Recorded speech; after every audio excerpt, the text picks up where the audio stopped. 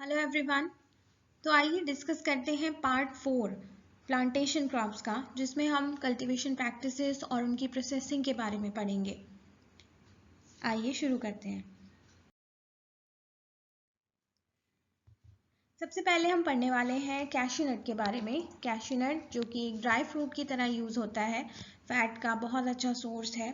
बोटानिकली it is known as anacardium occidentale और ये Anacardiaceae family को बिलोंग करता है। एनाकार्डियेसी फैमिली को बिलोंग करने वाले दो और इम्पॉर्टेंट क्रॉप हैं, एक है मैंगो और एक है पिस्ताचियो नट, जिसको हम पिस्ता भी कहते हैं। ये दोनों जो क्रॉप हैं वो एनाकार्डियेसी को ही बिलोंग करती हैं। Cashew nut has an origin from central America. It is also known as gold mine of wasteland. It was introduced in the wasteland of India. Western coastal area में इसको introduce किया गया था as a Westland crop, कि जहाँ पर कुछ नहीं होता है वहाँ पर कैश्यू को लगा दिया जाएगा। और it was introduced to India from Brazil in 16th century. और ऐसा माना जाता है कि वास्को डी गामा जी जब आए थे तो वो अपने साथ में कुछ कैश्यू लेके आए थे जो पोर्तुगीज़ थे, और उन्होंने जो है कैश्यू की यहाँ पर प्लांटेशन कर दी थी वेस्ट एरिया को यूटिलाइज करने के पर्पज़ से। India is the second largest producer and consumer of cashew nuts. There is a directorate on cashew nut and cocoa development which is known as DCCD, तो जो कि which looks after the variety release, the research and development, the price regulation of cocoa and cashew nut. In India, Maharashtra produces maximum cashew nut. The fermented juice from cashew apple. When I'm saying cashew apple, I'm talking about this part.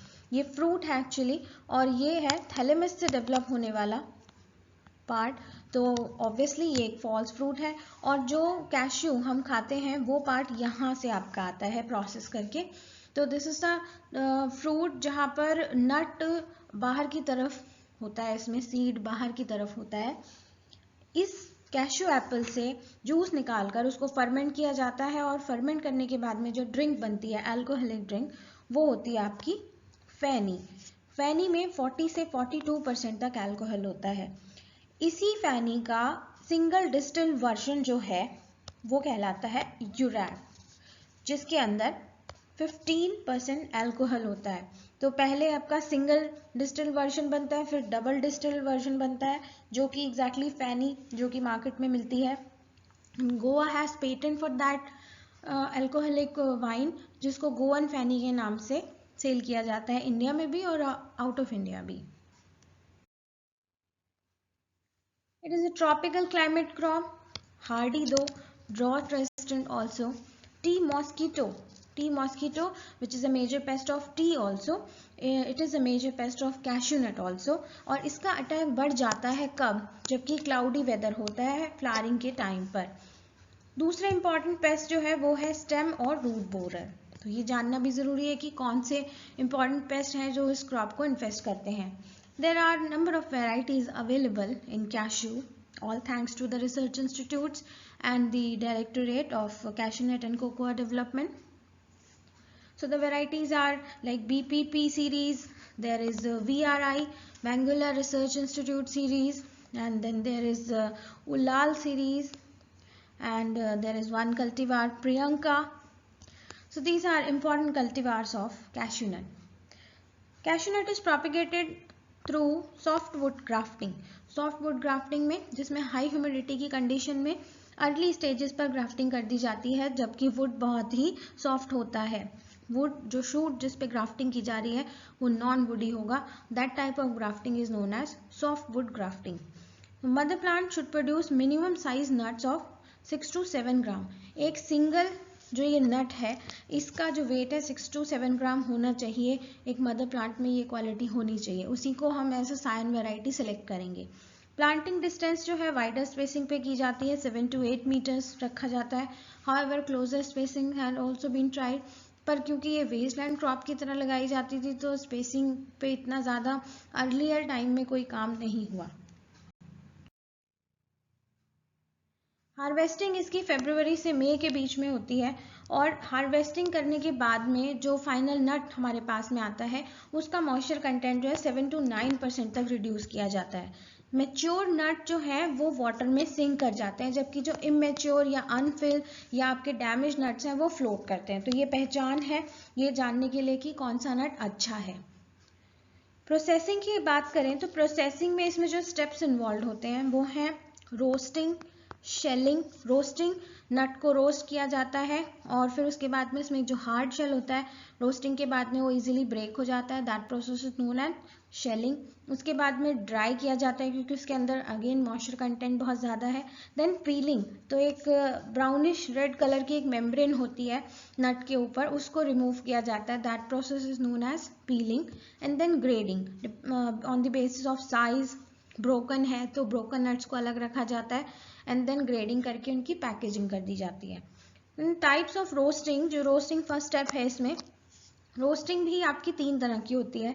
Drum roasting, जैसे कि वो cement mixture आप देखते हैं जिसमें पत्थर और cement को मिक्स किया जाता है तो उसमें ड्रम होता है। तो इस तरीके से जो हीटेड एक कंटेनर होता है उसके अंदर नट को सैंड के साथ में या फिर सॉल्ट के साथ में उसमें मिलाया जाता है और फिर उसको घुमाया जाता है, तो वो होती है ड्रम रोस्टिंग।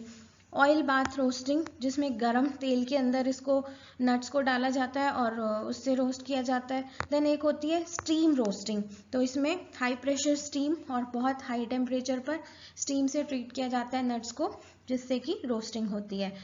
ड्रम रोस्टिंग और आपकी जो ऑयल बाथ रोस्टिंग है उसमें सबसे अच्छी cashew nut shell liquid, cashew nut shell liquid की रिकवरी सबसे अच्छी होती है और इसका यूज़ जो है वो कई तरह की आपकी वुड इंडस्ट्री में किया जाता है, टेक्सटाइल इंडस्ट्री में किया जाता है। Largest kernel come in the grade W210, जिसमें आपके 400 से 460 नट्स पर केजी आ जाते हैं। And the smallest of the 7 grades, जो इम्पोर्टेंट ग्रेड्स हैं वो है आपका W500, जिसमें 1000 से 1100 नट पर केजी आ जाते हैं। ये ग्रेड्स हैं, ग्रेड डेजिग्नेशन जो है वो W से करे गए हैं। तो W180, 210, 240, 280, 320, 400, 450 और 500, इस तरीके के पूरे आपके 8 ग्रेड इसमें दिए गए हैं। और जो सबसे अच्छा जो काजू है वो माना जाता है आपका 210, और सबसे ज़्यादा इस क्वालिटी का ही काजू अवेलेबल होता है और सबसे पुअर क्वालिटी आपकी जो है वो है W500।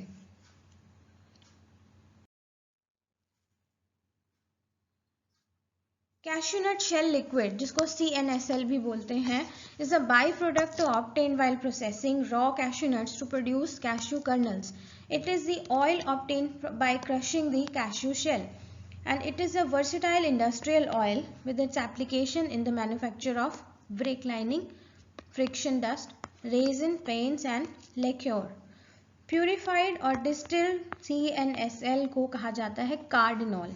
ये आपका एनाकार्डियम जो है तो उससे कार्डिनॉल लिया गया है। तो ये बेसिकली जो आपका एनाकार्डियेसी जो हार्ट की तरह हो, 4 चैम्बर्ड जो आपका वो होता है, तो इसी तरीके से आपका उसको हार्ट से निकलने वाला लिक्विड जो है तो कार्डिनॉल इसका नाम रखा गया है इसीलिए। अगली क्रॉप है ऑयल पाम। ऑयल पाम जिसका बोटैनिकल नेम है इलियास क्यूनेंसिस, और ये अफ्रीकन ऑयल पाम के नाम से भी जाना जाता है क्योंकि ये वेस्ट अफ्रीका से ओरिजिनेट हुआ है। इसके साथ साथ एक और स्पीशीज़ है इलियास ओलिफेरा, जो कि अमेरिका से ओरिजिनेट है। ये एरिकेसी फैमिली को बिलोंग करता है और इसका कल्टीवेशन जो है लार्जली एडिबल ऑयल के लिए किया जाता है। जो रिफाइंड ऑयल हम खाते हैं उसका मेजर कंस्टिट्यूएंट जो है ये पाम ऑयल ही बनाता है। This oil palm is monoecious और इसका इन्फ्लोरेसेंस जो है वो कंपाउंड स्पैडिक्स है, जिसमें 100 to 200 ब्रांचेस होती हैं। And initially it is enclosed in a spathe और ब्रैक्ट, ये एक लीफ जैसे एक स्ट्रक्चर के अंदर बंद होता है और फिर वो स्पेथ या ब्रैक्ट जो है वो ओपन होता है और ये इन्फ्लोरेसेंस बाहर निकलता है। फ्रूट्स है वो ड्रूप होते हैं botanically. The mesocarp and endocarp vary in thickness with dura types having thick endocarps and less mesocarp and tenera types the opposite, यानी कि जो ड्यूरा वाले हैं ड्यूरा में थिक एंडोकार्प होगी और मीजोकार्प थिन होती है, और जो टेनेरा में है उसमें मीजोकार्प थिक होती है और आपकी एंडोकार्प जो है वो थिन होती है। The exocarp color is green changing to orange. जो बाहर से दिखाई देता है वो ग्रीन से ऑरेंज हो जाता है मेच्योरिटी पे इन विरेसेंस टाइप, और ऑरेंज विद ब्राउन और ब्लैक चीक कलर आपका ये निग्रेसेंस में होता है, यानी कि जैसे आपका ब्लैक कलर चेंज हो जाएगा राइप होने पर और एक में आपका जो है वो ऑरेंज हो जाएगा. The fruit ripen about 5 to 6 months after pollination. Single inflorescence contain 200 to 300 fruits. यानी कि जो आप ये बंच यहाँ पर देख रहे हैं ऐसा हो सकता है कि इसमें 200 से 300 फ्रूट प्रेजेंट हो एट अ टाइम.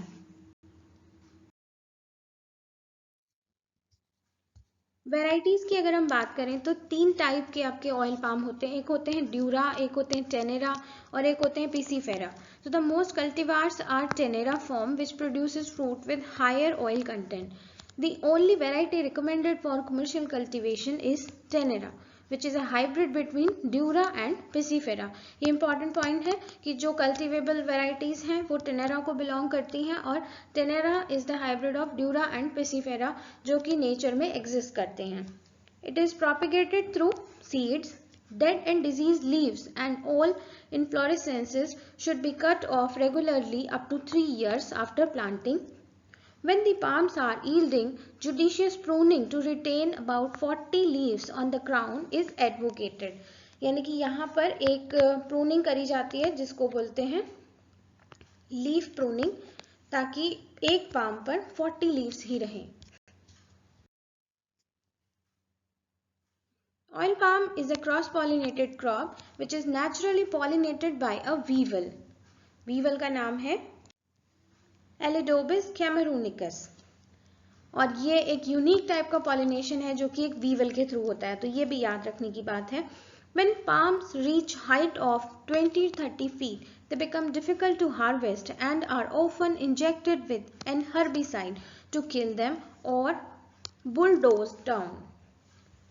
Pest, इसके important पेस्ट हैं red palm weevil, rhinoceros beetle और बर्ड्स. डिजीजेस जो इसमें होती हैं आमतौर पे वो है एंथ्रेक्नोज, स्पीयर रॉट जो कि इसके इन्फ्लोरेसेंस वाले एरिया में होता है. देन बंच फेलियर भी इसी वजह से कि जो इसका इन्फ्लोरेसेंस वाला पार्ट है वो रॉट करने लगता है और इसमें कोई भी बंच नहीं बनता. हार्वेस्टिंग के लिए कलर को एक राइपनिंग इंडेक्स कहा जा सकता है जिसमें ग्रीन से ऑरेंज हो जाता है या फिर ब्लैक कलर का हो जाता है फ्रूट, और डिपेंड करता है कल्टीवार पर कि वो इंटेंसिटी ऑफ ब्लैक कलर कैसी होगी. लेकिन फिर भी फ्रूट एब्सिशन को एक बेस्ट इंडेक्स माना जाता है बंच राइपनिंग का. जब फ्रूट गिरने लगते हैं पके हुए तो इससे पता लगता है कि अभी हार्वेस्टिंग का टाइम आ गया है. पहली हार्वेस्ट जो है 3.5 से 4 साल के बीच में ली जा सकती है. When a few ripe fruits are loose or fall off, the bunch is ready for harvesting. जैसा कि fruit abscission index में होता है. Processing overripe fruit reduces quantity and quality of yield. तो जो overripe fruits होते हैं उससे क्वालिटी रिड्यूस हो जाती है ऑयल की. अब आ जाते हैं हम प्रोसेसिंग के पार्ट पे. तो जो ऑयल एक्सट्रैक्शन है वो एक कॉम्प्लेक्स प्रोसेस है जो कि लार्ज मिल्स में होता है और उनकी कैपेसिटी होती है लगभग 60 टन फ्रूट पर आवर की.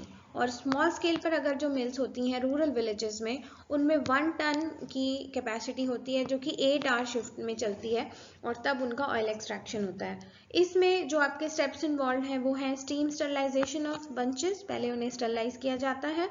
Then it inactivates lipase enzyme and kills the microorganism that produce free fatty acids, reducing oil quality. तो इसमें दोनों तरफ से जो है स्ट्रीमिंग का फायदा है. Then stripping of fruits from bunches, crushing, digestion and heating of the fruits, and then oil extraction, मैसिरेशन के थ्रू, हाइड्रोलिक प्रेसिंग यूज करके और पाम ऑयल क्लैरिफिकेशन. तो ये जो आपका हाइड्रोलिक प्रेसिंग से जो प्रोडक्ट निकल के आता है that is termed as crude palm oil, और उसकी रिफाइनमेंट करने के बाद में उसको उसकी ओडर को हटाने के बाद में आपके पास जो फाइनल प्रोडक्ट आता है वो मिलता है जिसको टर्म करते हैं refined bleach deodorized palm oil product, यानी कि RBD.